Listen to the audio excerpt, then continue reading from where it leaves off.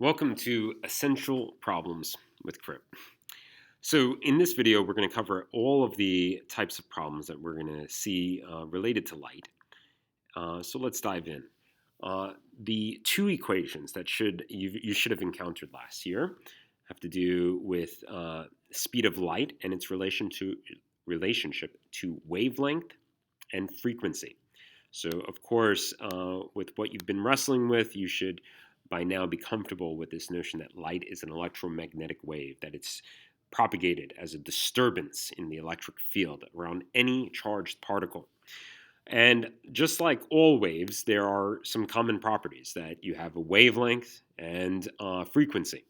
Of course, as the wavelength gets shortened, so wavelength is from going one full wave cycle from the peak to the trough, and so it ends right here. That would be one complete wave cycle, and so the wavelength would be the length of that wave cycle.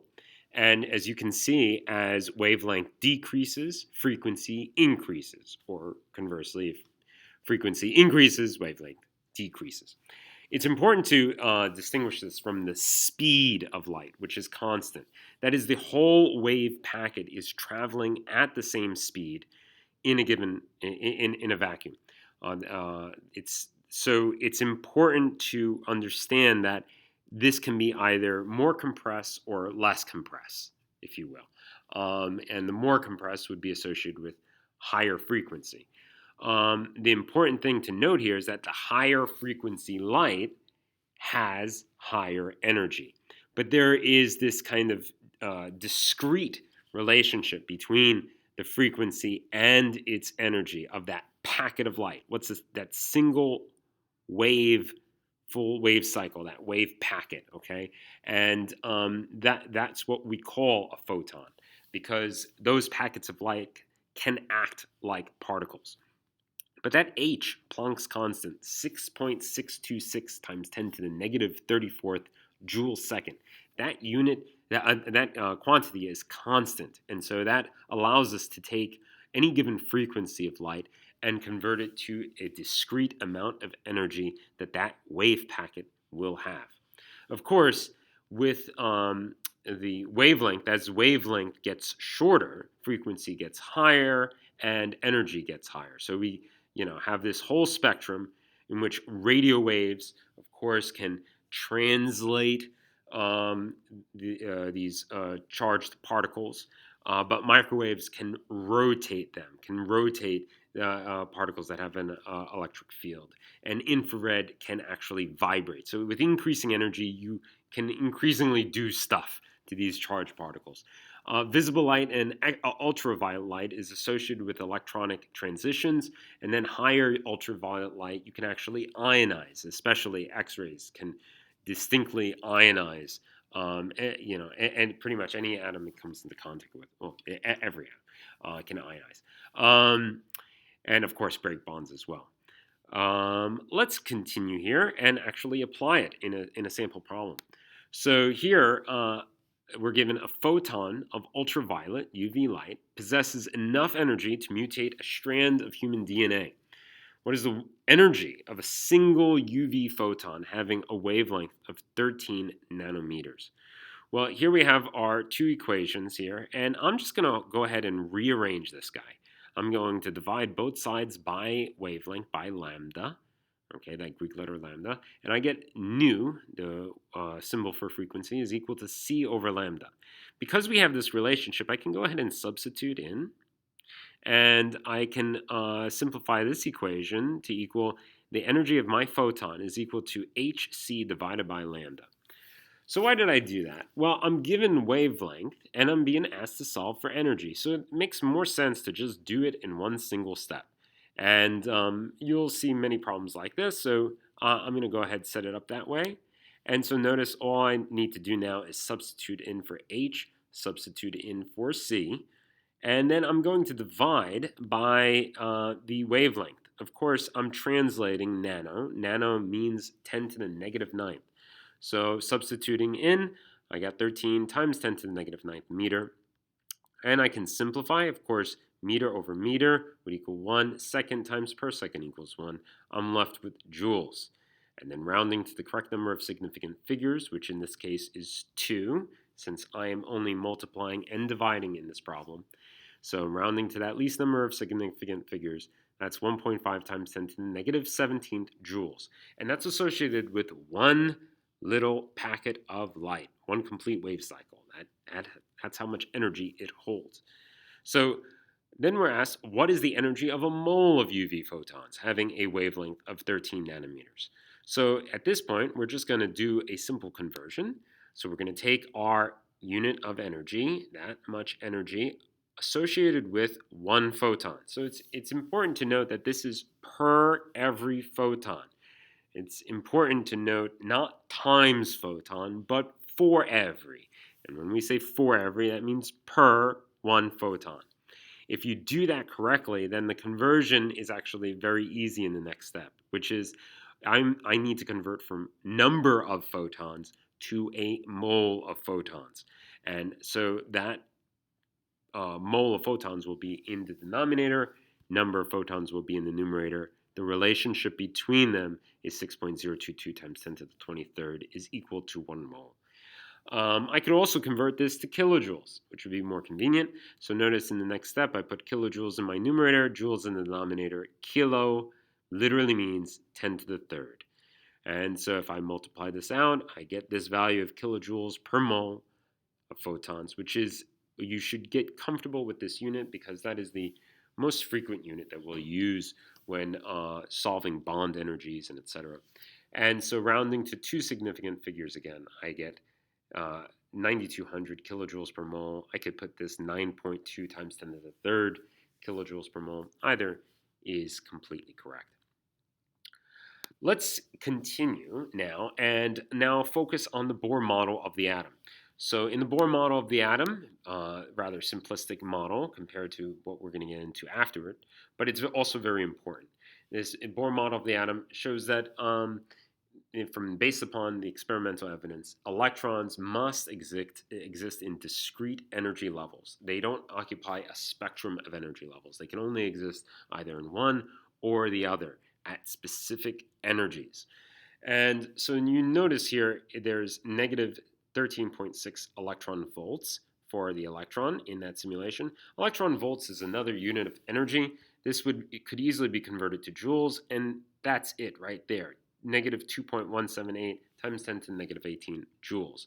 It would be exactly equal to the negative 13.6 electron volts. Now, notice that value is negative because it refers to that potential energy that the electron has. It's in a negative potential energy well.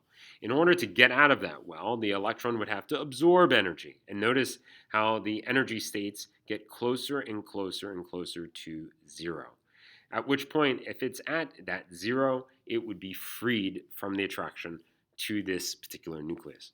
In this case, this is for a hydrogen, okay? And that value right there is specifically for the hydrogen atom, and it's specifically for one electron atom.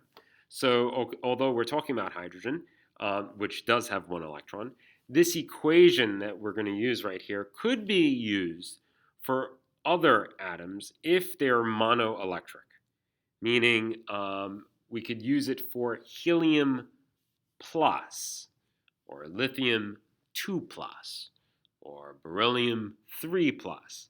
Any kind of atom that you only have one electron remaining.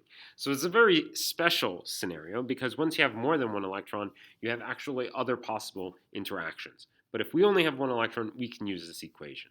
So let's play around with this. Calculate the wavelength of light emitted when each of the following transitions occur in the hydrogen atom. What type of electromagnetic radiation is emitted in each transition? So what we're really referring to, what we're solving here, is in relation to the Bohr model that there was discovered discrete energies of light associated with specific electron transitions. And this is it right here for the hydrogen model. And here we have, you see the electron transitioning from n equals 2 to n equals 1, n equals 3 to n equals 1, n equals 4 to n equals 1, n equals 5 to n equals 1, n equals 6 to n equals 1. And each of those will be associated with a type of light released. Same thing over here. We have n equals 3 to n equals 2, n equals 4 to n equals 2, n equals 5 to n equals 2, n equals 6 to n equals 2. And then over here, even less energy light. Here we have n equals 4 to n equals 3, n equals 5 to n equals 3, to n equals 6 to n equals 3. All of those have to have the electron going down an energy level in order to release a certain discrete amount of light. So with this in mind, we can return back to the question. We need to solve for the electromagnetic radiation emitted during this transition. So the what is given to us here is we're given, right, the n initial, which is this. We should be able to label that n little subscript I. N initial and n final. We're also given z. Recall that z refers to the number of protons. That's your atomic number. And so since we're given the name hydrogen, we know the number of protons in this monoelectric atom. So that z is 1. And let's look at our toolbox. So we need to solve for wavelength, the wavelength of light emitted. We're given n initial, we're given n final, and we have z. We have our tools here. Of course, we simplify them by rearranging this equation and then rearranging further to substituting in for nu, and we get this relationship. Of course, if we were working backward, we could also modify this relationship, right? If we wanted to solve for wavelength. In the other problem, we were solving for energy. Now we're solving for wavelength. So I'm going to rearrange this, multiplying both sides by wavelength and dividing both sides by energy. So I get this equation. That's one of the equations I'm going to use. Something important to keep in mind is that any kind of change that occurs is always final minus initial. And since we're talking about electron transition, we don't want to solve for just one energy state. We want to solve for the difference. So difference is equal to final minus initial. If I were to substitute in for both final and initial, I would have this same equation, right? Only z, yes, that's constant, but n final, that's what's different, right, from n initial. But this is a little clunky. We can simplify this equation. And here, this is a whole lot easier to work with because we can factor out this value, right, from both. And so we get this is times z squared over n final squared minus z squared over n initial squared. And if this looks vaguely familiar, hopefully it does look vaguely familiar, you should remember the Coulomb's law equation, where the electrostatic force is equal to that electrostatic constant times the charge of the first particle times the charge of the second particle divided by the radial distance between them squared. So in a certain way, you still have that preserved, right? The charge squared divided by the radial distance. And that's really what that energy state actually refers to. It really refers to that distance from the nucleus. Okay, so now we have our tools. We're going to essentially use this tool and this tool in order to solve for wavelength. So let's dig in. So dive in. Calculate the wavelength of light emitted. And now we have our tools. Let's see. The first thing that we should do, right, is not begin with this equation. Why? We need to solve for wavelength. So we're going to use this equation first. So let's rewrite that over here. Notice we already have n initial, we have n final, we have z. We have everything we need to solve for the change in energy for this electronic transition. Well, substituting in for z, 1, associated with the number of protons for the hydrogen atom, 1 squared over, and f would be 1 as well, so 1 squared over 1 squared, minus 1 squared over 2 squared, right? Our initial state was n equals 2. So if we substitute in, put it into our calculator, we get our value of energy. And notice that's negative. It could be positive. Actually, every single time the electron goes down in energy level, if you did that calculation correctly, that should be a negative value. And that means that that energy of light is being released. Oh, I'm sorry. That energy that is associated with the difference is that light being released, okay? So my point with the negative is that it means released. So we can take that energy and now we can use it to solve for the wavelength of light because that energy difference for the electron is the light that will be released after that electron goes down to that ground state. So we can now use this relationship. We can substitute in for H, C, and the amount of energy. Now, I still have that negative sign there. That's not required. As long as you put emitted or released here, that's the important takeaway for that negative sign. So if we put a substitute in for H and C and our energy from calculated from the difference, we get this many meters of light, the wavelength of that light.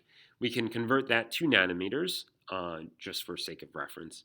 And notice I put meters in the denominator and nanometers in the numerator. Nano literally means 10 to the negative ninth. Then we can round to the correct number of sig figs. Since these are simple whole numbers, they cannot affect my significance. So I'm really looking at the least number of sig figs for my constants. Okay, and so that's going to be 4. I can round to 121.6 nanometers. So notice 121.6 nanometers is associated with the light released during that transition. Let's look back to my Bohr model. I said 121.6. Well, that's it right there, 122. Going from n equals 2 to n equals 1. Of course, you need to be able to solve these problems, but what would be cool is if you could, while you're doing the practice, see how well they correspond. And they do. So let's continue here. Let's take another sample problem. So in this problem, one electronic transition in the hydrogen atom is associated with 12.37 micrometer light absorbed from n equals 6 to n equals what? So this is now, we're working at it from the reverse, meaning that we were given the wavelength and we have the number of protons, of course, because it's a hydrogen atom, and we also have n initial, but we don't have n final. So if we go back to our toolbox, we'll realize that we do not want to use this equation, not that form, but this form, because we need to actually work backward after using the wavelength, finding the energy of our photon of light. We can then use that and substitute in for the change in energy of our electronic transition, and we can solve backwards to solve for n final. Okay, so let's bring those two equations as our toolbox, and let's go ahead and begin. We're going to begin with this equation because we have the wavelength, we have H, we have C. Let's solve for the energy of the photon, substituting in. Again, I'm just directly translating micro to 10 to the negative 6. And notice here I have the energy of that photon. Of course, it's a positive value, but I put that positive there because light has been absorbed in the electronic transition.